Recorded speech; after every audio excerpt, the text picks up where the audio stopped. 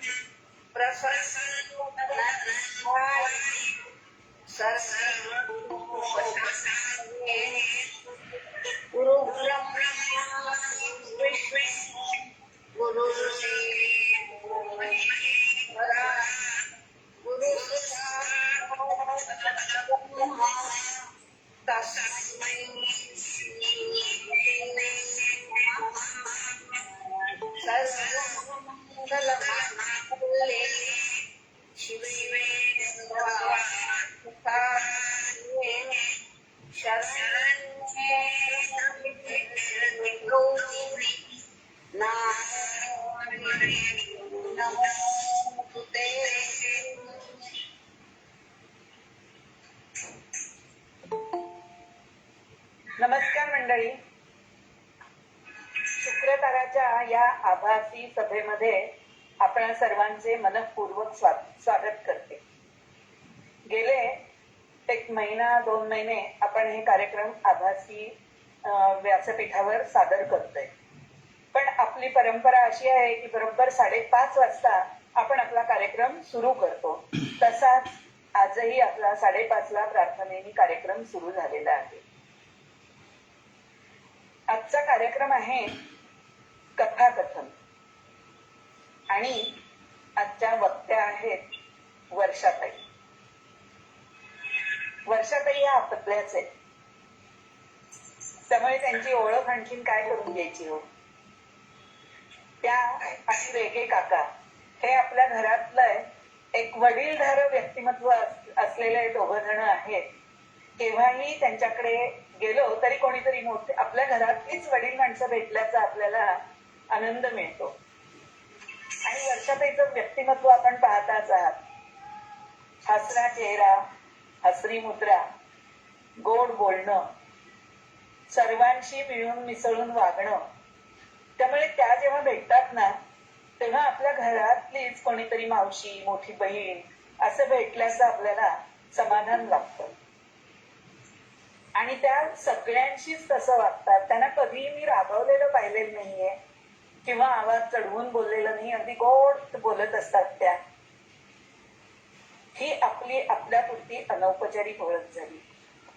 पण आता कार्यक्रम म्हटला आणि त्या आपल्या प्रमुख पाहुणे आहेत, त्यांची औपचारिक ओळख करून द्यायलाच हवी नाही का. आणि जे नवीन मेंबर्स आहेत त्यांनाही त्यांची माहिती झालीच पाहिजे. तर वर्षाताई यांचं वय आता 80च्या जवळपास आहे. बरोबर ना वर्षाताई? त्या MA आहे.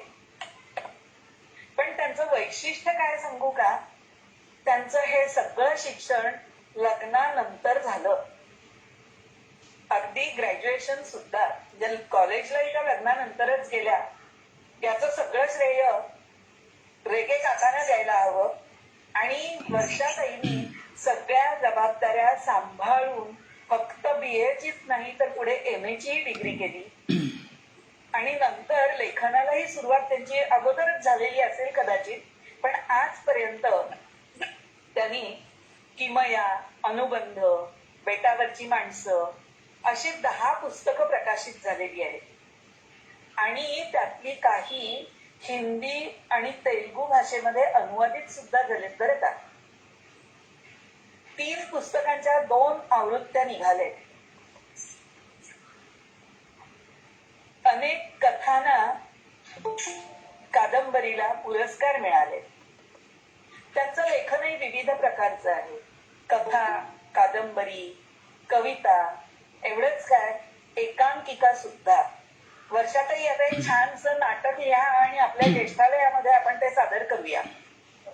त्यांनी लिहिलेली एक एकांकिका आम्ही फेस्कॉमच्या स्पर्धेत सादर केली होती आणि ती सगळ्यांना खूप आवडली होती. अनेक संस्थांमध्ये त्यांचा सहभाग आहे. आचार्य अत्रे कट्टा हा अनेक ठिकाणी चालू असतो. आपल्या बोरिवलीतही तो 18 वर्ष चालू होता आणि त्या संयोजक मंडळामध्ये वर्षातही पहिल्यापासून शेवटपर्यंत कार्यरत होत्या. तसंच ज्येष्ठ नागरिक सेवा संघ बोरिवली, शुक्रतारा आणि आणखी अनेक असतील, त्याच्यामध्येही त्यांनी कामाचा अनुभव घेतलेला आहे. मगाशी मी म्हटलं तर मनोयुवाचा एकांकिका लेखनासाठी त्यांना पुरस्कार मिळाले. तसंच महिला दिनाचा लोकसेवा आयोगाचा गुणीजन पुरस्कार, राष्ट्रीयता एकात्मता पुरस्कार, यशवंतराव चव्हाण आणि फेस्कॉम तर्फे ज्येष्ठ नागरिक कर्तबगार ज्येष्ठ नागरिक महिला पुरस्कार असे अनेक पुरस्कार आपल्याला मिळालेले आहेत. म्हणजे बघा, आपल्या बरोबर राहणाऱ्या व्यक्तीला आपण ओळखत असतो असं आपल्याला वाटत असतं. त्यांच्या स्वभावावरून आपण त्यांना ओळखतो, आपल्या घरातली व्यक्ती समजतो. पण त्यांचं हे जे बाहेर असलेली कीर्ती किंवा त्यांचं कर्तृत्व आपल्याला नेहमी माहिती असतंच असं नाही. या निमित्ताने आज आपल्याला कळलं. तेव्हा वर्षातही तुमचं खूप खूप अभिनंदन या सगळ्या गोष्टींसाठी आणि असंच तुम्ही कार्यरत राहावं, निरामय आरोग्य तुम्हाला लाभावं अशी शुभेच्छा. आणि आता आपण ऐकूया वर्षाताईंच्या रसाळ ओघवत्या वाणीमध्ये त्यांचं कथाकथन. आता मी सूत्र वर्षाताईंकडे देते. नमस्कार. गणपती बाप्पा, मुघल मूर्ती, शारदा, माझे गुरु यांना नमस्कार करते. तुम्हा सर्वांना नम्र अभिवादन. आणि आता कार्यक्रमाला सुरुवात करते. तसं म्हटलं तर खूप दिवसांनी कार्यक्रम होतोय. म्हणजे आज आपण आता ऑनलाईन तसे आपले चालू आहे. छान वाटतं आणि नवीन गोष्ट ही आत्मसात करतोय आपण याही वयात. त्याचं स्वतःला जरा पाठ चुकतून घ्यावीशी वाटते की काय काय नवीन शिकायला आपल्याला मिळतंय. आता पण लवकरच ज्येष्ठालयात सुरू करा हा कार्यक्रम. वाट बघतोय आम्ही. पण कार्यक्रम बंद होते तेव्हाच एक वैशिष्ट्य मला पागलकर सांगायचं वाटतं की कार्यक्रमाबद्दल दर आठवड्याला त्या मेसेजमध्ये इतकं सुरेख त्यांनी सगळ्या जुन्या आठवणींना म्हणजे आपल्या कार्यक्रमाच्या इतकं सुरेख त्यांनी ते लेखन केलं होतं की खरंच आम्हाला सगळ्या म्हणजे त्या कार्यक्रमांचे जसे काही आपण परत त्याचा अनुभव घेतो इतका छान उजाळा मिळाला. आणि त्यामुळे थोडंफार तरी म्हणजे अगदीच कार्यक्रम नाही असं जे वाटायचं पहिल्यांदा अगदी थोडस झालं. आणि आता मी म्हटलं तसं की आपण कार्यक्रम लवकर सुरू करूया. म्हणजे सगळ्यांनाच आपल्याला एकमेकांना कसे भेटतो आपण दिसतो पण ते एक वेगळंच हे असतं असं म्हणायला पाहिजे. खूप कार्यक्रम खरंच पागलकरांनी श्री व सौनी आम्हाला संधी दिली आणि आम्ही खूप कार्यक्रम केले. आता ते माझेच झाले असते आणि घरच्यांचे पण, मुलांनी पण दिला. नंतर मिस्टर रेगेंनी पण केले कार्यक्रम, वेद गाणी बरेच कार्यक्रम. त्यामुळे शुक्रताराचं हे पण वैशिष्ट्य आहे. एक परिवाराचं जे स्वरूप त्याला आलेलं आहे ते खूप छान आहे. आणि अगदी म्हणजे आपण सगळेजण मिळून सगळ्यांनाच एक ओढ आहे ती खूप त्याच्यामुळे वाढली आहे आणि छान ती अशीच वाढत राहू अशी मी शुभेच्छा देते. आता कथांना सुरुवात करते. दोन्ही कथा माझ्या दिवाळी अंकातल्याच आहेत. ही पहिली आता मी माझ्या कथासंग्रहात घेतलेली आहे आणि कथेचं शीर्षक नाव आहे वसा. आता वसा म्हटलं तर बायकांना सगळं माहितीच आहे. वसा द्यायचा, घ्यायचा, तो सांभाळायचा. तर हा वसा ना संसारातला आहे आणि तो कसा आहे, कसा सांभाळावा लागतो आणि त्या बाईची कशी त्या संसारात म्हणजे गुंतवणूक असते हे मांडण्याचा मी प्रयत्न केलाय. तर कथेचं शीर्षक आहे वसा. गेल्या कित्येक दिवसापासून मनात उमसणाऱ्या या विचारांनी मन कसं सैरभैर होऊन गेले, पण विचारांचा पाठपुरावा मात्र सुटत नाही हो. अगदी बघा, पतिव्रतेच्या निष्ठेने मनाला साथ देत आहेत हे विचार. पतिव्रता स्वतःच्या पतीशी मनानं आणि शरीरानं एकनिष्ठ राहून प्रामाणिकपणे संसार करणाऱ्या स्त्रीला पतिव्रता म्हणायचं. मग अशा नवऱ्यांना काय म्हणायचं? का त्यांनी तसं वागलं नाही तरी चालतं, आणि नवरे कसेही वागले तरी बायकांनी मात्र आपली निष्ठा सांभाळलीच पाहिजे. कशासाठी, काय म्हणून हा अट्टहास का? हो, इतकी वर्ष संसार करून मला एकाही प्रश्नाचं उत्तर देता येत नाही, पण प्रश्नाने मनात घर करायचं मात्र सोडलेलं नाही. म्हणून शेवटी हा अट्टहास कुठला? माझी सून इतकी तिच्या मागं खंबीरपणे उभं राहण्याचा माझा हा अट्टहास. आमची दीप्ती म्हणजे माझी सून सांगितलं, दीपकची आमच्या बायको जेव्हा माहेरी गेली निघून आमच्या घरातून, तेव्हा भास्कर माझे पती मला स्पष्ट म्हणाले, केवळ तुझ्यामुळे ती मुलगी आज घर सोडून गेली. तुझ्या प्रोत्साहनाने तिने हे धाडस केलं. ती एक लहान आहे, अनुभव नसलेली.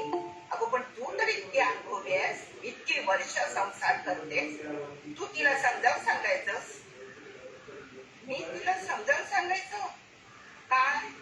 हेच ना की संसारात असंच मन मारून जगत राहायचं तरच जगाला संसार सुखाचा दिसतो. मी याचा अनुभव गेले 30-35 वर्ष घेते, आणि आता हा वसा मला वाटते मी सांभाळलेला तुला द्यायला हवा, कारण तू सून म्हणून या घरात आलेली आहेस. हे जर मी असं स्पष्टपणे म्हटलं ना, तर त्यांचं, भास्करांचं उत्तर ठरलेलंच आहे. हा तुझा आगाऊ दृष्टिकोन स्त्रियांना शोभणारा नाहीये. आता एखाद्या घराला आग लागली तर पाणी टाकून ती विझवायची का तेल टाकून ती वाढवायची? नाही. अहो, त्या घराची प्रतिष्ठा सांभाळण्याची वेळ तर स्त्रीनं आधी दिव्य करायचं. हो, पण बोलण्यात काही अर्थच नाही हो. माझी मतं ऐकण्याची त्यांना गरजच नाही.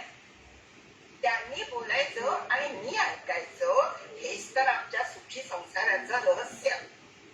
म्हणून तर माझं हे नवं रूप त्यांना खटकत होतं, आणि त्यामुळे दीप्ती घरातून गेली असं त्यांनी समज करून घेतला होता.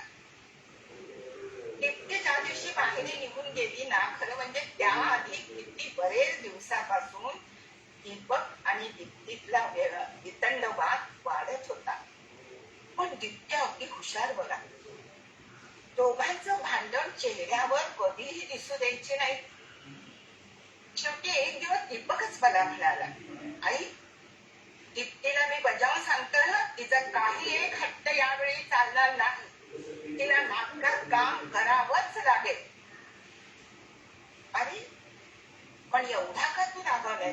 काही नाही ग, आमच्या ऑफिस तर्फे नाट्य स्पर्धा आहेत ना, त्याला एक आम्ही नाटक पाठवतोय, तर नायिकेची आम्हाला गरज आहे, म्हणून हिला काम कर म्हणते तर चक्क नाही म्हणते. अरे, पण ती का नाही म्हणते? त्याला काही कारण असेल ना. फालतूचं कारण? बँकेमध्ये ओव्हरटाईम आहे आणि म्हणून तो करून थकायला होतो, घरी यायला उशीर होतोय, काही काढले झाली. आणि काय प्रश्न फक्त 1-2 महिन्याचा आहे ना. अरे, पण मला वाटतं बँकेचे ना परीक्षेलाही तिला बसायचंय. प्रमोशन जवळ आले ना, त्याला परीक्षा द्यावी लागते असं म्हणाली होती. मला वाटतं तू नेहमीप्रमाणे तिची बाजू घेणार. तर ती नाटकात जरा चांगलं काम करते, बँकेच्या नाटकातून तिला बक्षीस मिळाली आणि म्हणून तिला मी म्हणतोय, पण आधीच ती चढून गेली आहे आणि आता तू तिला आणखीन चढव. दीपक अगदी कपाळाच्या शिरा ताणून ताणून बोलत होता, आणि दीप्ती शांतपणे तिथंच कपड्याच्या घड्या घालत उभी होती, जशी तळ्यास्त.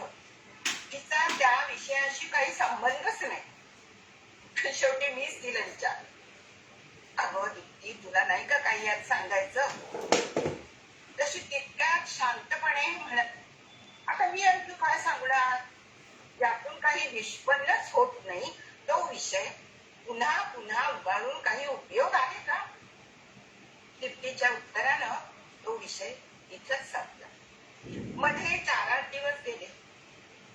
घरातल्या नवरा बायकोचं भांडण किती दिवस चालणार, दोघांत समजवता झालाही असेल. कारण नेहमीप्रमाणे दीप्तीच्या वागण्यात काही दिसायचंच नाही. त्यामुळे मी तो विषय पुन्हा काढला नाही. अहो, पण संधी मिळाली की दीपकचा राग पुन्हा पुन्हा उकाळून यायचा. एवढ्या तेवढ्या कारण्यावरून तो इतका चिडायचा की शेवटी भास्करनी मला विचारलं, काय ग दीपक असा चिडचिड का करतो सारखी? त्याची तब्येत ठीक नाही? तुम्हीच विचारा ना त्याला. का तू त्याची आई आहेस ना? तुझ्या लक्षात येत नाही त्याला आपल्या मुलाला काय होतं ते?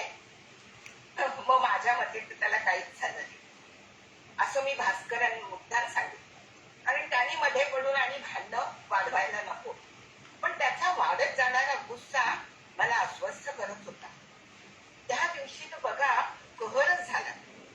मी पोळ्या करत होते, दीप्ती त्याला बाहेर डायनिंग टेबल आहे तिथे मी वाढत होती. पहिला घास त्यांनी घेतला असेल नसेल तर लगेच तो फेकसला. भाजी कोणी केली आहे? काही तिखट मीठ कमी जास्त? वाटलंच मला, लक्ष असतं कुठे तुझं स्वयंपाक करण्यात. आता तूच खाती भाजी आणि बघ कशी झाली आहे. आणि ताट धाडकन टेबलावरून विरघळण्याचा आवाज. पटकन मी गॅस बंद केला, तव्यावरची पोळी काढून डब्यात टाकली आणि बाहेर आले. तोपर्यंत दीपकराव आपल्या खोलीत निघून गेले. आता दीप्तीला विचारणं भागच होतं. मी तिला म्हटलं, आता काय झालं गो? आता कशाने याचं डोकं फिरलं? अहो, आता काहीच झालं नाही आई, त्या दिवसापासून ते फिरले ना. आता तुम्हीच सांगा, माझ्या ऑफिसच्या कटकटी सांभाळून मला पुन्हा दुसरं काही जास्त करता येत नाही हे आणि समजून नको का घ्यायला? जाऊ दे हो, त्याचा राग शांत झाला की आपोआप लक्षात येईल. मुळीच नाही, आता तर ती शक्यताच नाही. कारण आमच्या अहो बँकेतर्फे नाटक पाठवायचं चाललंय आणि मग मला काम तर करायलाच पाहिजे. नाही तर आता आमच्या ट्रान्सफर जवळ आल्या. माझी बदली ट्रान्सफर कुठेही इतक्या लांब कुठेतरी केली तर मला जाण्या येण्यात 2-2, 2.5 तास घालवावे लागतील. हे शक्य होईल का? आता काय करायचं हे आधीच तेल ओतल्यासारखं होणार आहे बघा. मला तर कळतच नाही कसं वागायचं ते. सहन तरी किती करायचं? अगं, सहन केलंच पाहिजे. तू त्याच्याशी डवलायलाच केलंयस ना. आणि त्यातून तुला सांगते, स्त्रियांनी सगळं सहन करायचं असतं. अगं, क्षणभर मला वाटलं पारंपरिक सासूचं उत्तर तिला द्यावं, पण जीभ मात्र रेटली नाही. तिने बोलून दाखवलेलं शल्य अहो माझ्याही मनाला जाऊन घेतलं. हे चाकोरीबद्ध जीवन मीही जगलेच होते. संसाराच्या पोलादी भिंतीची जाणीव मलाही होतीच आणि तिलाही आता तो अनुभव हळूहळू येत होता. मुद्दाम मी तो करून देण्याची काही गरजच नव्हती ना. उलट तिचं आणि दीपकचं लव्ह मॅरेज होतं. त्यामुळे मला वाटायचं त्या दोघांना एकमेकांना समजून घेणं सोपं जाईल. पण दिसत होतं ते नेमकं उलट. लग्नानंतर बघा जेमतेम 1 वर्ष गेलं असेल नसेल, दोघांच्यातला संवाद वाढताना दिसत होता आणि मग ते वितंड वादात त्याचं रूपांतर व्हायचं आणि सगळ्या घराची शांतीच राहायची होती. आता दीपकचा तापट स्वभाव मला माहिती होता, चांगलाच माहिती होता. तो एकुलता एक असल्यामुळे लाडावलेलाही आणि त्यातून बघा आजी त्याच्या सदैव पाठीशी असल्यामुळे माघार घेणे हा त्याला माहितीच नव्हता. माघार घेण्याची मला वाटायचं जाऊ दे, मोठा झाला, संसारात पडला, आपोआप एककल्लीपणा त्याचा नाहीसा होईल. हळूहळू ऍडजस्टमेंट करण्यात त्याला जमेल. पण दिसत होतं त्या अगदी उलट. अहो, किती आल्यावर जसं काही भांडायला हक्काचं माणूस मिळावं अशी या दोघांच्या चढाव. प्रथम वाटलं लाडीत भांडणं चहाच्या पेल्यातली असतील आणि ती संपती नाही, पण नाही, हळूहळू ती वाढतच होती. आणि मुख्य गोष्ट सांगायची म्हणजे दीपकची किती चूक असली तर दीपकच्या बाजूनी मी बोलायचो असं त्याला वाटायचं. त्यालाच नाही, घरातल्या प्रत्येकाचीच ही अपेक्षा असायची. बघा त्या दिवशी हेच झालं. आम्ही 4 जण जेवायला होतो आणि हे कुठेतरी भास्कर बाहेर गेले होते जेवायला. तरी जेवणाच्या टेबलावर दीप्ती आणि दीपकचा वाद चालूच होता. मी मुद्दाम लक्ष दिलं नाही. मी सासूबाईंशी बोलण्यात पडून गेले असं दाखवलं. पण शेवटी दीप्तीच मला म्हणाली, आई तुम्ही तरी सांगा ना याला, गेल्या पूर्ण महिन्यात मी एकदा तरी माहेरी गेले का हो? आता तिने असं म्हटलं, सहज माझ्या तोंडातून निघालं, आणि गेलीच म्हणून काय झालं? अगं गावातल्या गावात माहेर आहे, ते सुद्धा बँकेच्या येण्या जाण्याच्या वाटेवर. शिवाय आई तुझे वडील नेहमी दूरवर असतात, आई घरी एकटी असते, कधी भेटावंसं वाटलं आणि गेलीस म्हणून काय हरकत आहे असं मी म्हटलं. ती म्हणाली, अहो तरी मी याला विचारल्याशिवाय कधीही जात नाही.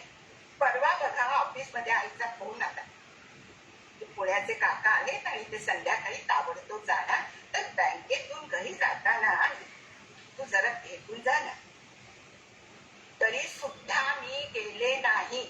शेवटच्या वाक्यावर जोर देत ती म्हणाली, उपकारच केलेस आमच्यावर, खरं म्हणजे लग्नच करायचं नाही म्हणजे माहेरीच राहायला मिळालं असतं ना. अरे दीपक काय बोलतोस? अरे बायकांना असतं माहेराचं कौतुक. आता गेली एखाद्या वेळी ती माहेरी, काय बिघडलं? तू जातेस का उठसूट मामाकडे? तोही गावात आहे ना. मला नाही आवडत हिचं माहेरी जाणं. इथे काय कमी आहे म्हणून सतत.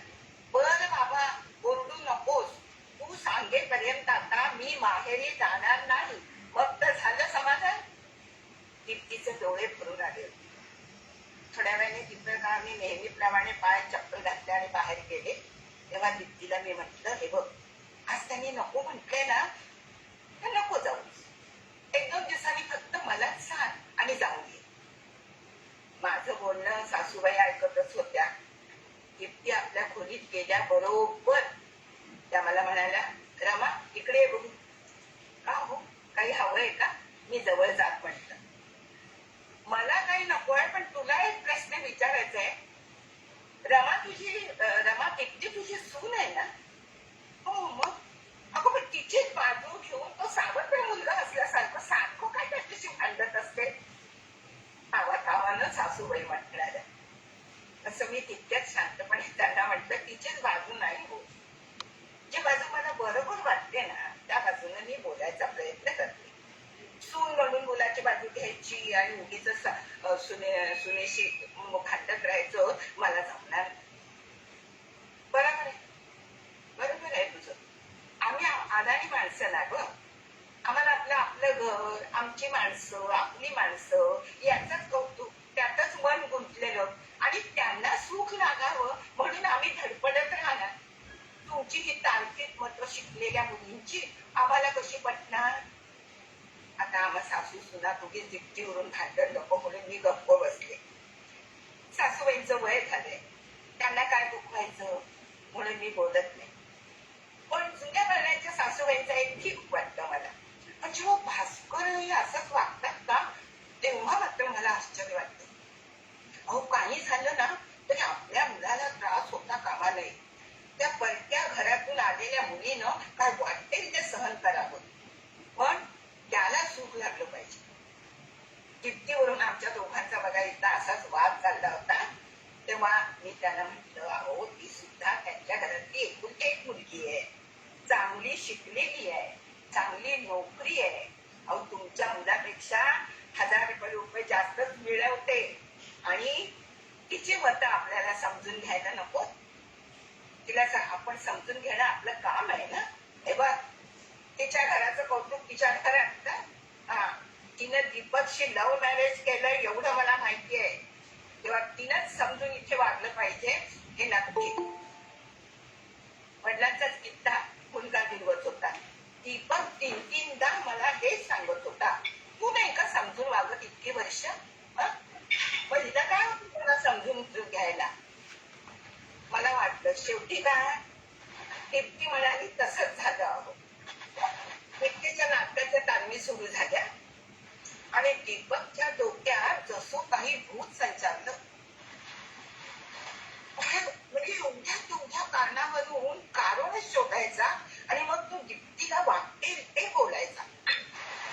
काय करणार? पुन्हा मी तिला वाटते म्हणून माझ्यावरही त्याचा राग त्या दिवशी तर कहरच झाला बघा. दीपकनं आपल्या मित्रांना रात्री जेवायला घरी बोलवलं होतं आणि दीपक आणि दीप्तीला घरी यायला नेमका वेळ झाला.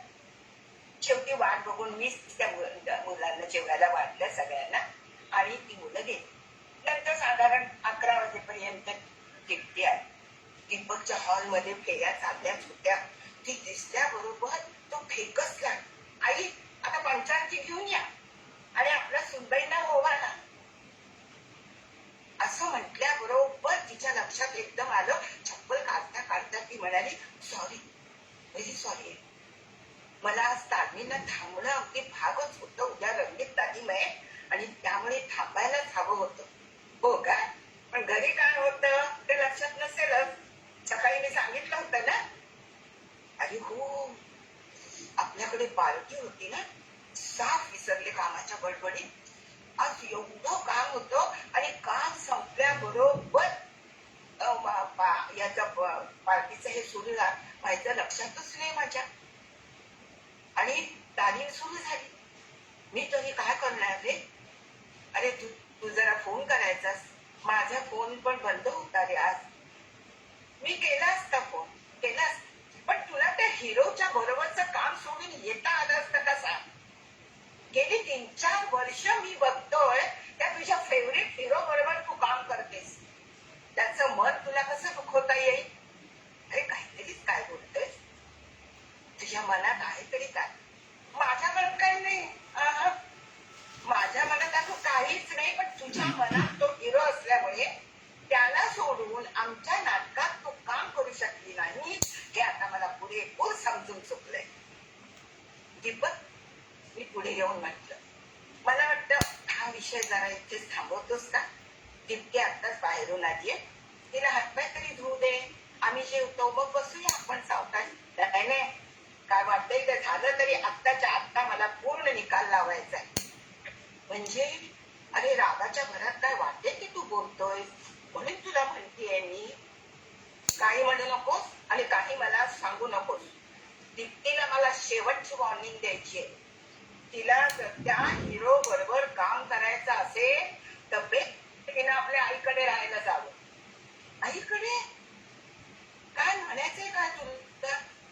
मला म्हणायचं ते स्पष्ट आहे. तू तुझ्या आईकडे जाऊन राहा. अगदी काय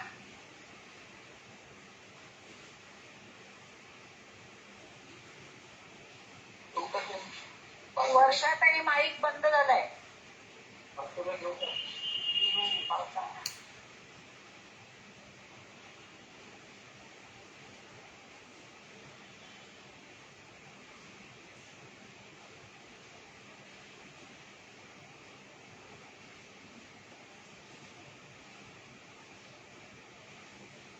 नाही चालू झालं वर्षातही. काही माईकचं चिन्ह दिसतंय ना, त्याच्यावर क्लिक करा.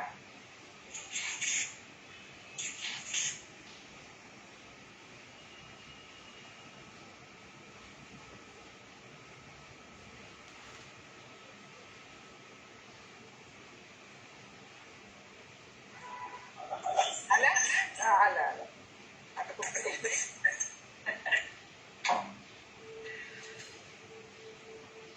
अरे रागाच्या भरात इथून घेऊ. अरे रागाच्या भरात काय वाटेल तू बोलतोयस म्हणून मी तुला म्हणतेय. काही म्हणू नकोस आणि काही सांगू नकोस. दीप्तीला मला शेवटची वॉर्निंग द्यायची आहे. तिला जर त्या हिरो बरोबर काम करायचं असेल तर बेस्ट वे तिला आपल्या आईकडे जावं. आईकडे म्हणजे काय म्हणायचंय तुला? मला तुला हेच म्हणायचंय की तुझ्या आईकडे तू जाऊन राहा आणि अगदी कायमची गेलीस तरी चालेल. मी हे तुझं वागणं आता यापुढे सहन करू शकणार नाही. समजलं? दीपकनं एकदा जळजळीत नजरेनं दीप्तीकडे पाहिलं आणि तो ताड बाहेर निघून गेला. विस्पारले उजळलेल्या नजरेनं ती कितीतरी वेळ तशीच उभी होती. मला वाटलं की आता मुसमुसून रडणार, पण थोड्या वेळानं पटकन ती शांतपणे आपल्या खोलीत निघून गेली आणि दार बंद केलं. सासूबाई आणि भास्कर तर नंतर नुसता आग उगत होती आणि दीपक त्या रात्री घरी न आल्यानं तर तळपायाची आग त्यांच्या मस्तकात गेली होती. दीप्ती ही रात्रभर दार बंद करून आपल्याच खोलीत बसली होती. दुसऱ्या दिवशी सकाळीच ती सरळ बॅग घेऊन आली बाहेर खोलीच्या आणि सरळ मला हळूच फोन करून मी जाते म्हणून निघून गेली. ती गेली आणि आमच्या घराचं कुरुक्षेत्र माजलं. इतक्या तडकाफडकी दीप्ती घर सोडेल असं कुणालाच वाटलं नाही आणि आता तर तिच्या विरुद्ध आरडाओरडा करण्याशिवाय काहीच करता येत नव्हतं आणि त्यामुळं तेच करणं चालू होतं. मी त्यात मुळीच भाग घेत नव्हते, पण दीप्ती बरोबर मधून मधून माझाही उद्धार होतच होता. पण माझ्याच मुलाचा संसार उधळावा असं मला वाटेल का याचा विचार मात्र कोणी करत नव्हतं. पुन्हा दीप्तीचाच अनुभव मी अनेक वेळा भोगला होता. कितीतरी वेळा घरातून चालती हो, मला तुझं तोंड बघायचं नाही ही वाक्य मी सुद्धा कितीतरी वेळा ऐकलं होतं. आमचा संसार सुखी दिसत होता, पण तो सावरणारे माझे हात बोललेलेच होते आणि त्याचीच पुनरावृत्ती पुन्हा आमच्या घरात घडत होती. धगधगीत निखारा राखायला दिसला तरी त्याच्यावर पाय ठेवला की तो भाजणारच. तसंच दीप्तीचं झालं होतं. सहन करण्याची शक्ती होती तोपर्यंत तिनं निमूटपणे सहन केलं आणि आपला संसार सावरायचा प्रयत्न केला. पण हे संशयाचे चटके मात्र ती सहन करू शकली नाही तर बांधलेल्या मनानं आणि शिंकलेल्या शरीरानं किती दिवस संसाराचं नाटक ती करू शकली असती. म्हणूनच मला दीप्तीचं कौतुक वाटतं. कुठल्याही प्रकारे जास्त संघर्ष न करता तिने तडजोडी केली नव्हती. मी तिला स्वतः जाऊन भेटायचं ठरवलं. तिचा पुढचा प्लॅन काय आहे, तिला काय करायचं आहे हे तिलाच विचारल्याशिवाय कळणार नव्हतं. म्हणून मी ठरवलं संध्याकाळी जाऊन तिला भेटायचं. दुपारी उठले, सासूबाईंना जरा ज्ञानेश्वरी वाचून दाखवते म्हणजे चहा केला. चहा ठेवलाच होता तेवढ्यात बेल वाजली. दार उघडलं तर दारात दीप्ती आणि दीप्तीची आईच उभी. त्या दोघीला बघून मला आश्चर्य वाटलं. दीप्तीने ते ओळखलं आणि पटकन मला म्हणाली, आईला तुमच्याशी काही बोलायचंय म्हणून घेऊन आले. बसा ना. मी चहाच टाकत होते. चहा पिऊया आणि आरामात बोलूया. नको तुम्ही दोघी बसा ना, मी चहा करून आणते असं म्हणून दीप्ती आत गेली. बर बसा, बोला ना, काय म्हणायचंय? काय म्हणणार आहोत? अहो मी दीप्तीला सोडायला आले तुमच्या घरी. इतक्या दिवसानंतर खोदून विचारलं तेव्हा का मला खरं कारण कळलं आईसाहेबांनी सांगितलं. तोपर्यंत मला काहीच माहिती नाही. मग तिने काय सांगितलं, तिच्या मनात काय आहे विचारलं. मी पण येणारच होते विचारायला. ती काय सांगणार, मूर्ख मुलगी आहे, वय लहान, कुठलाही विचार नीट करायची तिला काही अक्कल नाही. त्यातून नोकरी करते त्यामुळे चढून गेली आहे. तिचा विचार अहो आपणच करायचा हो, पण नंतर जन्मभर संसार तिलाच करायचा आहे ना. मला काही आश्चर्य वाटतं ते तुमचं. अहो तुम्ही तिला घरातून कसं जाऊ दिलं? भांडण काय होत नाहीत का नवऱ्या बायकोंची? उगीच राईचा पर्वत कशाला करायचा? आपण नाही का संसार केले? तुम्हाला नाही का अशा प्रसंगांना तोंड द्यावं लागलं? तेव्हा तुम्ही काय केलं ते तिला समजावून सांगायचं. अहो आपण तुमचा जावई कसा वागतो, तिच्याशी कसा बोलतो, संशयाचे कसे त्यांनी आता तिला चटके दिले सांगितलं, सगळं सांगितलं. पण मला नाही त्यात काही विशेष वाटलं. अहो सोन्याचा कस लावून सुलातून निघाल्यावरच खरा कळतो ना. अहो स्त्रीच्या जीवनातही ही तपश्चर्या अटळ आहे. श्रीरामांच्या सीतेला सुद्धा अग्निदिव्य करावं लागलं ना. आणि हे बघा, एक सोपच सांगते तुम्हाला. आता हे तुम्हाला तुळशीचं वृंदावन तुमच्या अंगणात दिसतंय ना, छान तुळस आहे. त्याच तुळशीची तुम्ही त्या वृंदावनातल्या तुळशीचीच तुम्ही पूजा करता ना? का कुठल्या रस्त्यावरच्या जाऊन तिकडे तुळशीची पूजा करता? अहो, मग या तुळशीनं हे वृंदावनाचं बंधन जाचक मानायचं का, हे मला तुम्ही सांगा. हे सगळं काय खरं मी तुम्हाला सांगायला पाहिजे?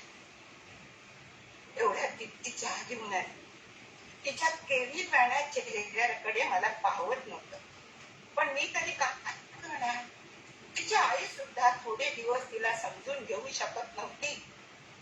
आणि मी ही वृंदावनातली तुळसच नव्हते का?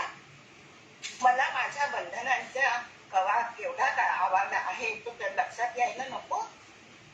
आणि सगळ्या बंधनांना कवे घेऊन संसाराचं महत्व पटवून देणाऱ्या मला हे कसं कळलं नाही की हा वसा स्त्रीला द्यावाच लागत नाही. अहो, संसाराच्या पहिल्या दिवशी जेव्हा उंबरठा ओलांडून ती घरात प्रवेश करते तेव्हा नेमकीच हा वसा तिच्या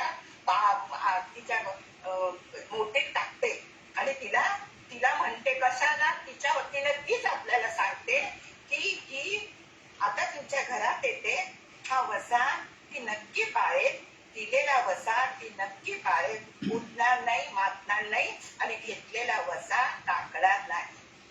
आता तुम्हाला सांगायचं तरी काय हो, आमच्या घराचा विजय झाला होता आणि एका तुळशीची पुन्हा त्या वृंदावनात स्थापना झाली होती. पुन्हा त्या वृंदावनात स्थापना झाली.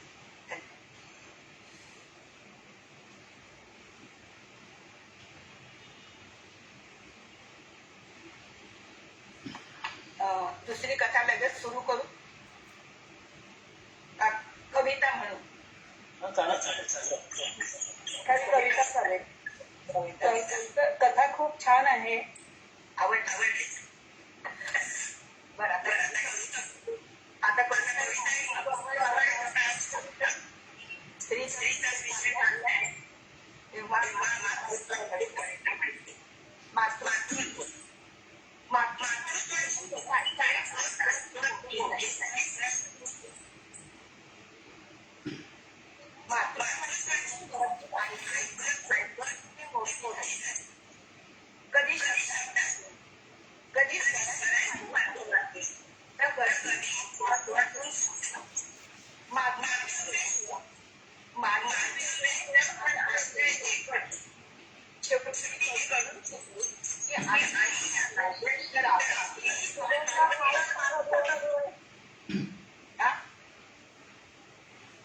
कुणाचा आहे का चालू?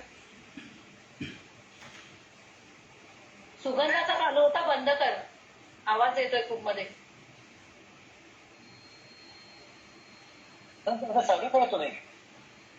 शेवटी ती समजून चुकली की आई या नात्याशी आपलीही नाळ बांधली आहे. आणि खरंच एक दिवस ती आई झाली. तिला वाटलं आपण सगळ्या विश्वाची मालकीण झालो. त्या सुखाच्या धुंदीत मग आपल्या बाळाच्या चिमुकल्या बाळमुठी उघडून देता तिचं सर्व आयुष्य कसं खर्ची पडलं ते तिलाच कळलं नाही. त्या सुखाच्या धुंदीत मग आपल्या बाळाच्या चिमुकल्या बाळमुठी उघडून देता तिचं सर्व आयुष्य कसं खर्ची पडलं ते तिलाच कळलं नाही. पण पायात बळ आल्यावर बाळानं आकाशात झेप घेतली. पण पायात बळ आल्यावर बाळानं आकाशात झेप घेतली. ती मात्र जमिनीवर घट्ट पाय रोवून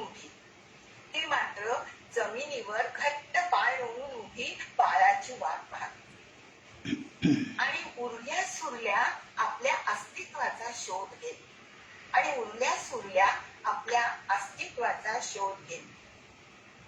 पण बाळाला परतीचा मार्ग दिसतच नव्हता.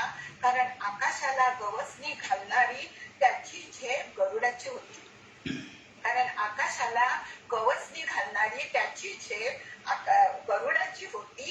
आणि ती मात्र आपल्या उरल्या सुरल्या अस्तित्वाची लक्तर गोळा करत आता स्वतःच मातृत्वाची महती गात होती. आता स्वतःच मातृत्वाची महती गात होती.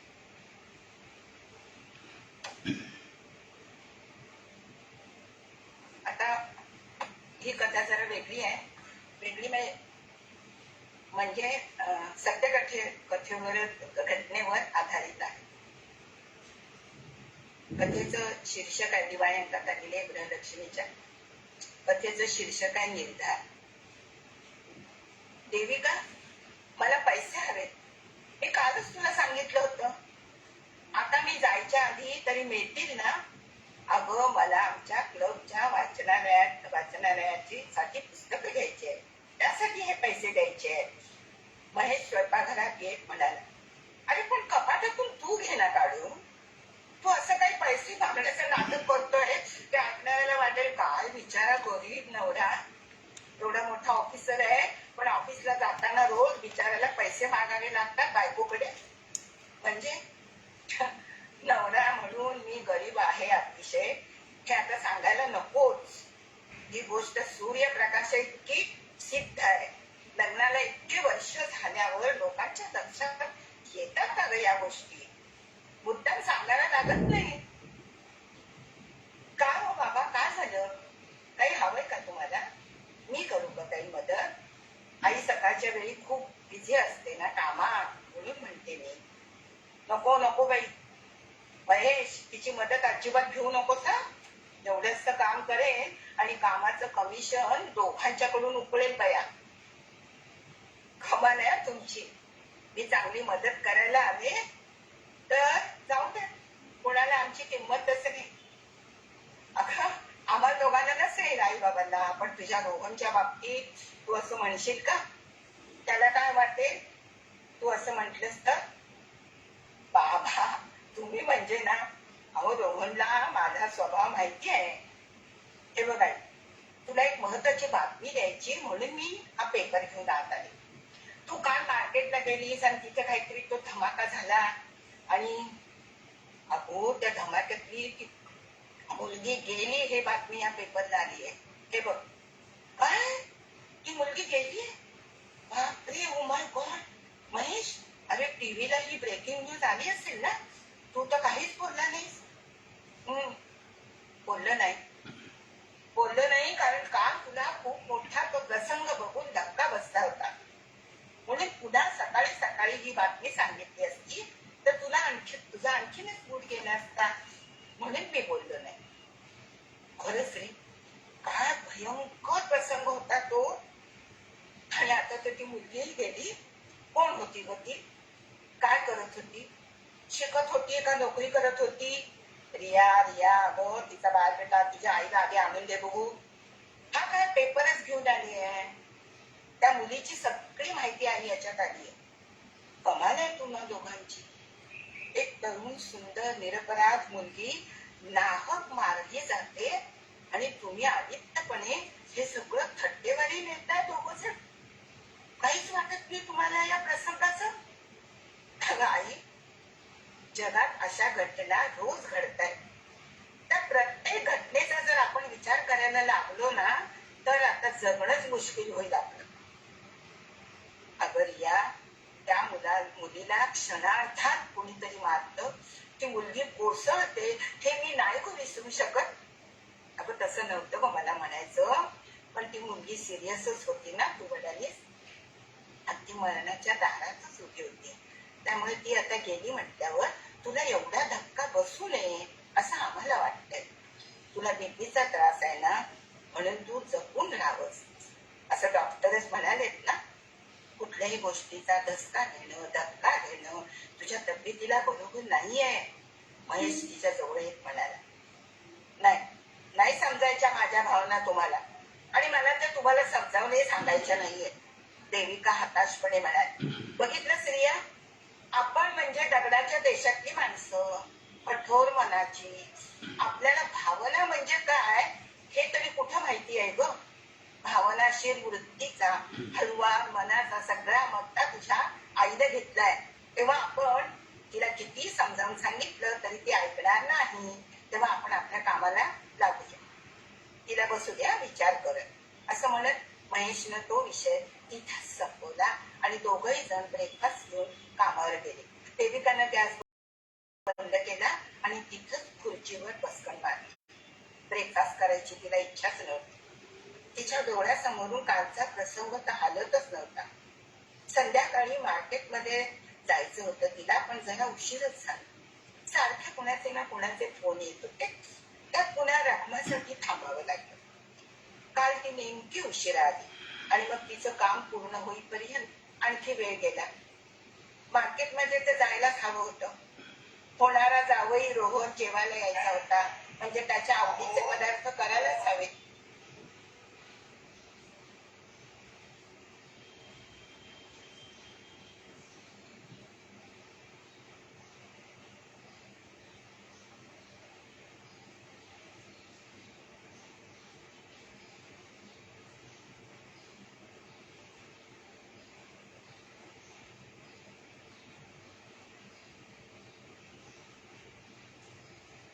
रिक्षावर आदळलो.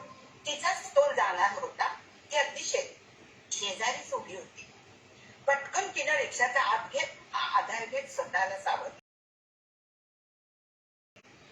तिला वाटलं आपली पर्स मारायलाच हा चोर आला असावा, म्हणून तिने पर्सही घट्ट पकडली आणि त्या तरुणाकडे पाहिलं. तो पटकन तसाच धावत पुढे गेला आणि रस्ता क्रॉस करून समोरच बस स्टॉप होता तिथे उभे असलेला एका मुलीजवळ जाऊन उभा राहिला. झटकन त्याने आपल्या पॅन्टच्या खिशातून एक धारदार चाकू काढला आणि तिच्या पोटात खुपसला. क्षणार्धात ती मुलगी खाली कोसळली. बघता बघता 1-2 मिनिटात एवढी धक्कादायक घटना घडली की देविकाला काही सुचेच नाही. ती अगदी स्तब्ध होऊन बघतच राहिली. तिच्या समोरचा रिक्षावाला तर केव्हाच पसार झाला होता. त्या मुलीभोवती आता गर्दी जमा झाली होती. हे सगळं एवढं अचानक आणि क्षणार्धात घडलं की लोकांनाही ते कळेपर्यंत मध्ये थोडासा वेळ गेला. पण जसं लोकांच्या लक्षात आलं तसं सगळे तिच्या मदतीसाठी धावले. तिलाही वाटलं आपण जाऊन तिला बघून यावं, पण तिची हिंमतच होईल. तिचे पाय इतके बधीर झाले होते की एक पाऊल तिला पुढे टाकणं शक्य नव्हतं. शेवटी तिने तिथं दुसरी रिक्षा केली आणि काहीही खरेदी न करता ती सरळ घरी परतली. घरी महेश ऑफिस मधून नुकताच आला होता. त्याला बघून तिला थोडा धीर आला, पण महेशला तिच्या चेहऱ्यावरून ताबडतोब कळून चुकलं की नक्कीच काहीतरी गडबड झाली. देविका इतकी घाबरलेली आणि भांबावलेली बघून त्यालाही आश्चर्य वाटलं. तिला आधी त्याने सोफ्यावर बसवलं, पंखा सुरू केला, प्यायला पाणी दिलं, तरी तिला एकही शब्द बोलता येत नव्हता. शेवटी महेश म्हणाला, थांब मी डॉक्टरला फोन करतो. तसं तिनं मागणीच नकार दिला आणि ती सोफ्यावरच आडवी झाली. महेशला पटकन कॉफी करून आणली आणि तिला दिली. तेव्हा ती थोडीशी सावरली. थोड्या वेळानं मग तिनं हळूहळू जे काय घडलं ते त्याला सांगितलं. महेशलाही ते ऐकून धक्का बसला. त्याला वाटलं फार तर एखादा ऍक्सिडेंट झाला असेल किंवा गुंडांची मारामारी पाहिजे असेल, पण हे तर भलतंच प्रकरण होतं. त्याची भयानकता लक्षात आली त्याच्या. देविकाला आता विश्रांतीची गरज होती. त्यानं मग रिया आणि रोहन आल्यावर सरळ हॉटेलमध्ये जायचा जेवायचा बेत आखला आणि त्यामुळं देविकाचं टेन्शन थोडं उतरलं. पण ती त्यांच्याबरोबर गेलीच नाही. तिने घरीच थोडंसं काहीतरी खाल्लं आणि ती पडून राहिली. तिचं मन अतिशय अस्वस्थ होतं, बेचैन होतं. डोळ्यासमोर सारखा तो प्रसंग येत होता. तो माणूस, काळ्याकुट्ट माणूस, त्याचे ते तांबरलेले डोळे, अस्ताव्यस्त लोंबणारे केस आणि नाकाजवळ असणारा भला मोठा जीव. त्याला पाहिल्यावरच लक्षात आलं की हा गुंड असावा, पण तो चक्क खुनी निघाला. रात्री न्यूज चॅनल्सला सगळीकडे ही ब्रेकिंग न्यूज येत होती. मुलीची माहिती नीट कळली नव्हती. त्यामुळं आणि ज्यानं त्या मुलीवर हल्ला केला तो तरुणही पोलिसांना सापडू शकला नाही.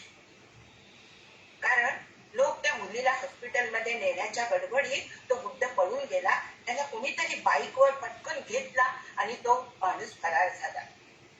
शेवटी ती मृत्यूच्या दाढेतून मात्र मुलगी बाहेर आली नाही. आज तिला पेपरमध्ये हे कळलं. तिचं नाव होतं दर्शना दरेकर. मेडिकल कॉलेजमध्ये ती शिकत होती. अतिशय अभ्यासात हुशार आणि अभ्यासू म्हणूनच ती कॉलेजमध्ये प्रसिद्ध होती. शेवटी पण तिचा शेवट असा व्हावा हे वाचून तिला अतिशय वाईट वाटलं. त्या देविकानं तो प्रसंग स्वतः पाहिला होता, त्यामुळे तर ती खूपच नर्वस झाली. कारण आधीच ती खूप सेन्सिटिव्ह होती. तिच्या हलवेपणाची तर महेश नेहमी चेष्टा करायचा. रियाच्या बाबतीत तर ती इतकी काळजी घ्यायची रियाची की ती सुद्धा तिची मस्करी करत असायची. आणि आज रिया एवढीच मुलगी अशा भयंकर अवस्थेत जाताना तिनं पाहिली होती, त्यामुळे तिला काय करावं हेच कळत नव्हतं. पण टीव्ही मधून सारख्या बातम्या येत होत्या, त्या सगळ्यात ठळक बातमी हीच होती की दर्शनचा मारेकरी पोलिसांना सापडत नाही. तिला कुणी आणि का मारलं तेच कळत नव्हतं. दर्शनाच्या मैत्रिणी आणि तिच्या आई वडिलांच्या मताने तिचं कोणाशीही प्रेम प्रकरण नव्हतं. अतिशय साधी आणि सोज्वळ अशी ती मुलगी होती. स्वतःचा अभ्यास, कॉलेज आणि मैत्रिणी एवढंच तिचं विश्व होतं. त्यामुळे तिचा कोणी शत्रू असू शकतो यावरही कुणाचाच विश्वास बसत नव्हता. अशा वेळी तिच्यावर ज्यानं वार केला तो सापडला तरच या सगळ्याचा उलगडा होणार होता. आणि म्हणून पोलीस आश्वासन देत होते, सगळ्यांना सांगत होते की त्याला जर कोणी पाहिलं असेल तर त्यांनी आम्हाला येऊन सांगावं. पण खरं म्हणजे त्यांना कोणी पाहिलंच नव्हतं. म्हणून पोलिसांनी आश्वासनही देऊन काही उपयोग होत नव्हता. ते काय करणार होते, जसं ते सांगतील तसं चित्र काढून त्या चित्रावरून त्या गुंडाचं चित्र काढून त्याद्वारे त्याला शोधणार होते. पण मी पाहिले असं सांगणारं, छाती ठोकपणे सांगणारं कोणी येतच नव्हतं. कारण एवढ्या कमी वेळात इतकं अचानक सगळं घडलं होतं की खरंच कोणाचं लक्षही गेलं नसेल ही शक्यता नाकारता येण्यासारखी नव्हती. आणि देविकाला हे पटत होतं. फक्त तिनं त्याला पाहिलं होतं.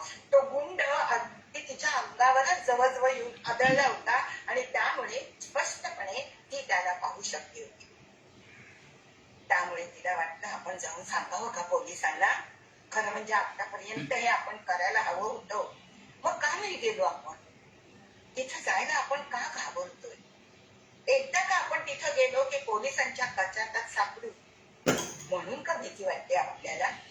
कारण मग 17 वेळा चौकशीसाठी येते बोलावून घेणार, नाहीतर आपल्या तरी घरी येणार आणि या सगळ्याला सामोरं जाण्याची मानसिकता आपल्यात नाही. हाच प्रश्न महेशलाही तिने सांगितला. महेशनी हेच सांगितलं की एकदा ती म्हणाली, मला असं वाटते पोलीस स्टेशन मध्ये जाऊन मला जेवढी माहिती आहे तेवढी मी सांगू का रे. तेव्हा पटकन तो म्हणाला, काय म्हणालीस, पोलिसांना भेटणार काय, वेळ बिल लागले की काय, आ बाई मुझे मार अशासारखं होईल. ते मुद्दाम कशाला उडून घेतेस हे संकट. ते पोलीस मग तुझ्या मागे लागतील ना आणि तुला हैराण करतील. अरे पण मला माझं कर्तव्य करायला नको का. त्या माणसाची माहिती जर पोलिसांना मिळाली नाही तर ते गुंडाला कसा पकडतील. बरोबर आहे तुझं म्हणणं, पण त्या गुंडाला हे कळलं आणि त्यानं आपल्याला त्रास द्यायला सुरुवात केली तर काय करायचं. तो अजून बाहेरच आहे आणि स्वतःचे प्राण वाचवण्यासाठी तो काय वाटेल ते करू शकतो. आपल्या रियाला सुद्धा त्रास देऊ शकतो. आपण ऐकतोय ना अशा गोष्टी, आता वाचतोय ना. कमालच आहे. तुम्हाला धीर द्यायचं सोडून घाबरतोयस काय रे. तुला जायलाच नको असं मला वाटतं, सांगायलाच नको होतं खरं म्हणजे. ती त्रागाने म्हणाली, हे बघ देविका, मलाही तुझं म्हणणं पटतं. सामाजिक बांधिलकी ती पाळायलाच पाहिजे, आपण केलीच पाहिजे. पण त्याचे परिणाम आपल्यावर काय होतील याचा विचार आधी करायला हवा. आपण सर्वसामान्य माणसं आहोत अगं. अशा परिस्थितीत आपण टिकू शकत नाही हे लक्षात घे. आपण सुद्धा उद्ध्वस्त होऊ शकतो याचा विचार कर. महेशनं अगदी स्पष्टपणे सांगितलं. देविकाला मात्र ते जमेना. तिच्या बाबतीत सगळंच उलट होत होतं.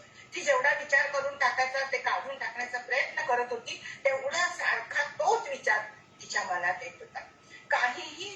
काहीही दोष नसताना एका मुलीचा खून भर रस्त्यावर होतो आणि त्याची साक्ष द्यायला कुणीही पुढे येत नाही ही गोष्ट अतिशय आक्षेप करणारी तिला वाटते.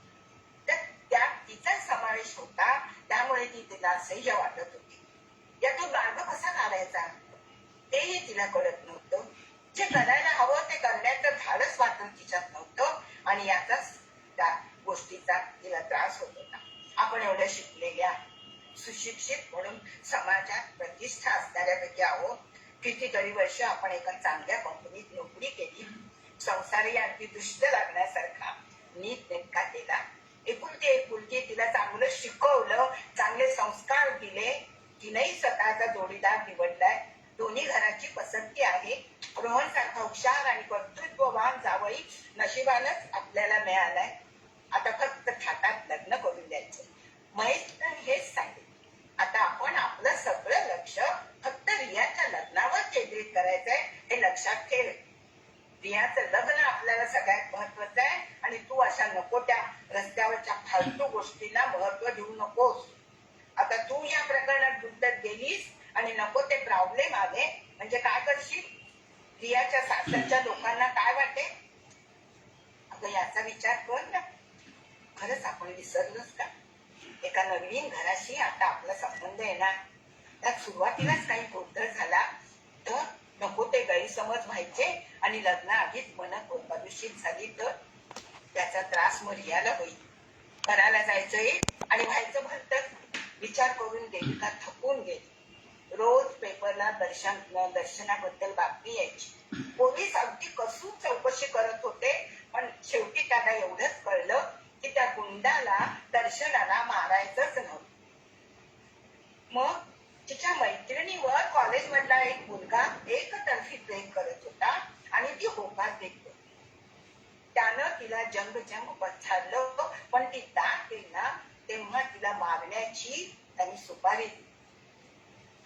त्या मुलाच्या मित्रांनी त्या चौकशीत ही बातमी पोलिसांना सांगितली. तिला ओळखण्यासाठी त्याने एक फोटो दिला होता. त्यात नेमक्या दोघी जणी होत्या, दर्शना आणि तिची ती मैत्री. आणि नेमका तिथं सगळा घोटाळा झाला. गुंडाचा गोंधळ उडाला होता. दारूच्या नशेत असल्यामुळे त्याला नेमकी फोटोतली मुलगी कुठली ते कळेना. त्याच वेळी दर्शना एकटी उभी असलेली दिसली आणि पटकन याचा फायदा घ्यावा म्हणून त्यांनी चाकू चालवलं. तो आणि त्या मुलीचा प्रियकर दोघेही फरार होते आणि 8 दिवस झाले तरी दोघेही सापडत नव्हते. त्यामुळे लोक पोलिसांनाच दोष देत होते. आता टीव्हीच्या न्यूज चॅनलवर तर दर्शनाची मैत्रीण आणि बहीण येऊन लोकांना आवाहन करत होत्या की 2 दिवसात गुंडाला जर पोलीस आधी पकडलं नाही तर दर्शनाची आई आणि बहीण उपोषणाला बसणार. आणि उपोषण तो तिचा त्या गुंडाचा शोध लागेपर्यंत चालू ठेवला. हे ऐकून देविका हतबुद्धच झाली. तिला हे आणखी एक भयंकर संकट आपल्यावर आले असं वाटलं. कुठला हा प्रसंग आणि त्याने कसं रूप धारण केलं होतं? काही कारण नसताना देविका त्यात का सापडली? नकळत मन त्यात का गुंतत चाललंय? असं का व्हावं याचं उत्तर तिच्या जवळ नव्हतं. नियतीच्या या अजब करणीचा उलगडा तिला होतच नव्हता. त्यात पुन्हा सगळ्यात आश्चर्य हे वाटत होतं की या सगळ्या प्रकरणाचा तिच्या घरावर साधा ओळखडा सुद्धा निघाला नव्हता. या प्रसंगाची सावली सुद्धा आपल्या घरावर पडू नये म्हणून अतिशय महेश धडपडत होता. याच तिला आश्चर्य वाटलं. आई आणि बहीण दोघेही उपोषणाला बसल्या. त्यामुळे देविकाला काहीच सुचत नव्हतं. आतापर्यंत तरी कसा तरी धीर त्यांनी धरला होता पण आता मात्र ती हतबल झाली होती. मनातली घुसमट कुणाला सांगता येत नव्हती आणि मनासारखं वागताही येत नव्हतं. कात्रीत सापडल्यासारखी अवस्था तिची झाली होती. अहो पण घरच्या गोष्टी तेवढ्याच महत्वाच्या होत्या. रियाचे सासू सासरे दिराकडे अमेरिकेला गेले होते. ते पुढच्या आठवड्यात येणार होते आणि मग ताबडतोब लग्नाच्या तयारीला लागायचं होतं. महेश तर रियाच्या लग्नाची महेशला इतकी घाई झाली होती. एक सारखा फक्त तोच विचार करत होता. दर्शनाचा तो चुकूनही विषय तो काढत नव्हता. जसं काही हे सगळं तो पूर्णपणे विसरून गेला होता. पण देविकाला मात्र रात्र झोप लागत नव्हती. जरा पहाटे डोळा लागला की ती एकदम दचकून जागी व्हायची. दर्शनाच्या आईला उपोषणाला बसून 4 दिवस झाले. तिला सारखी भीती वाटायची त्याची तर तब्येत बिघडली नाही ना. उठल्याबरोबर आधी ती टीव्ही लावून बातम्या बघायची आणि मग कामाला लागायची. आजही उठल्या उठल्या मात्र ती एकदम गॅलरीत गेली. नेहमीप्रमाणे महेश बॅडमिंटन खेळायला क्लब मध्ये गेला होता. किती दिवसात ती मात्र गॅलरीत आलीच नव्हती. नाही तर खरं म्हणजे तिचा रोज सकाळचा कार्यक्रम असायचा. महेश क्लब मध्ये गेला की चहाचा कप घेऊन यायचो आणि पूर्वेकडून उगवणाऱ्या सूर्याचं दर्शन घेत घेत चहाचे घोट घ्यायचे. मग त्याच खुर्चीत थोडा वेळ शांत चित्तानं ध्यानाला बसायचं आणि मग कामाला सुरुवात करायची. त्यामुळे दिवस कसा प्रसन्न जायचा. पण हल्ली या सगळ्या गोंधळाला ती सगळं विसरूनच गेली होती. पण आज कशी कोणास ठाऊक तिची पावलं आपोआप गॅलरीकडे वळली आणि सूर्याचं दर्शन झाल्यावर तिला इतकं प्रसन्न वाटलं. कितीतरी वेळ शांतपणे ती उभी राहिली आणि मग ध्यानाला बसली. तेव्हा तिला वाटलं, अरे आपण तर आपल्या मनाचा अंतर्मनाचा कधी विचारच केला नाही. आतापर्यंत आपण फक्त आपल्या घराचा, आपल्या बाहेरच्या या सगळ्या माणसांचा, या वातावरणाचा विचार करत होतो.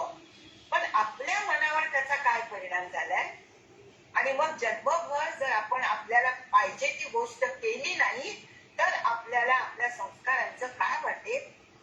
जन्मभर आपल्याला ही गोष्ट किती छळत राहील. शांतपणे तिने ध्यान झाल्यावर डोळे उघडले आणि ती आत आली. तिने चहा करून घेतला पुन्हा आणि चहा घेता घेता ती टीव्हीच्या बातम्या पाहायला लागली. तेव्हा तिच्या लक्षात आलं, आज आपल्याला टीव्हीच्या बातम्या पाहताना भीती वाटत नाहीये. भीतीचा लवलेशही नाही. हे कसं घडलं? हे धैर्य कोणी दिलं आपल्याला? कारण आपल्या मनानेच हे दिलं, पण आपल्या मनाचाच आपण कधी विचार केला नाही. या सगळ्यांच्याच ऐकत बसलो मत. त्यांच्या मतानेच आपण वागत होतो. का नाही वागलो आपण आपल्या मनाप्रमाणे? नाही.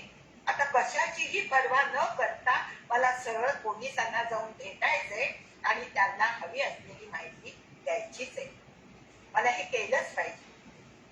नंतर होणाऱ्या परिणामांसाठी मला आता घाबरून चालणार नाही. जे काय होईल त्याला मी शांतपणे नंतर तोड देईल. पण एका निरपराधी मुलीच्या गुन्ह्याला शिक्षा ही झालीच पाहिजे. ती जबाबदारी माझ्यावर आहे आणि ती मी नक्की पार पाडेल. तरच मला मोकळा श्वास घेता येईल. या विचारात तिने शांतपणे चहा संपवला आणि पोलीस स्टेशनला फोन लावून दर्शनाच्या गुन्ह्याची माहिती द्यायला मी 9 वाजता येते म्हणून फोन केला. तेव्हाच तिला शांत वाटलं. धन्यवाद. खूप खूप आभार. आता बंद करते. साडेसात बंद करून. खूप सुंदर वाटत आहे.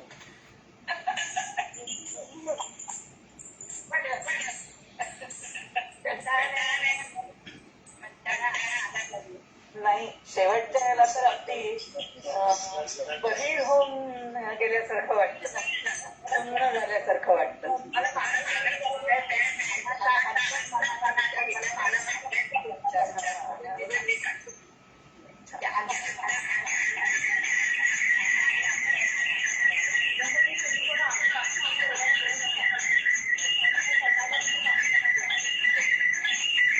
आता आपण समारोप करूया. जवळजवळ 1 तास 2 कथा आणि 1 कविता झाली. स्त्री जन्मा ही तुझी कहाणी. घरोघरी चालणारी दिसणारी पाहत असलेली सगळ्यांनी हाच वसा घेतलेला असतो की स्वतःचा विचार आपण करीतच नाही. ते कुठचीही स्त्री करीत नाही. सगळं तिचं विश्व फिरत असतं आपल्या घराभोवती, मुलांभोवती आणि पतीभोवती. माहेरचंही घर त्यामध्ये ती विसरून गेलेली असते. हेच तुम्ही त्याच्यामध्ये सांगितलं. पण कुठेतरी आता ही जाणीव व्हायला लागलेली आहे की आपण स्वतःसाठी सुद्धा थोडस जगलं पाहिजे. एक्झॅक्टली.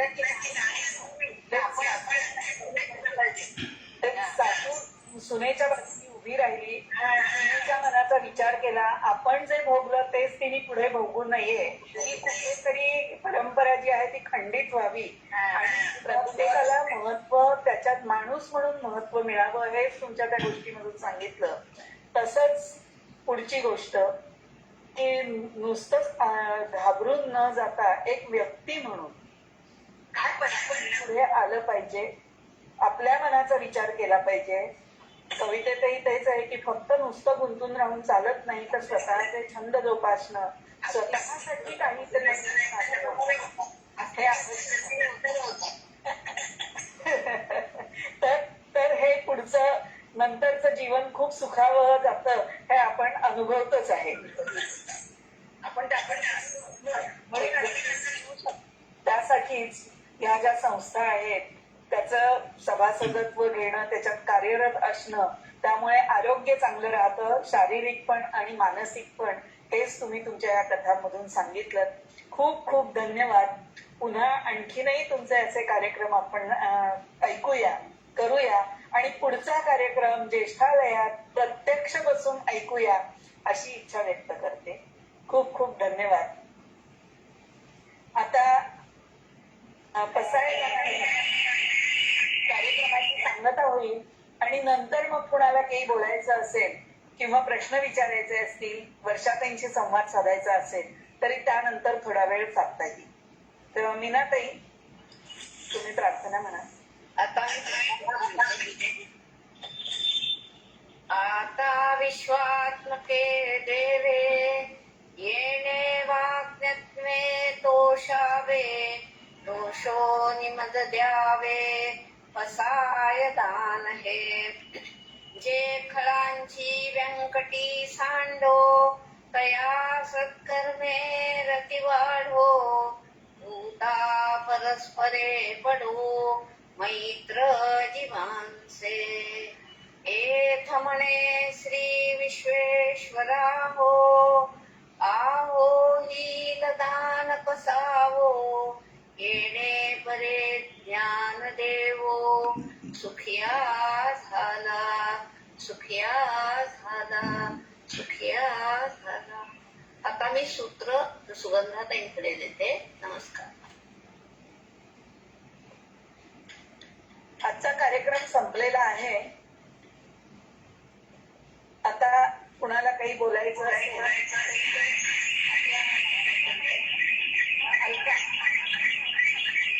माईक म्यूट आहे, माईक म्यूट आहे वर्षाताई.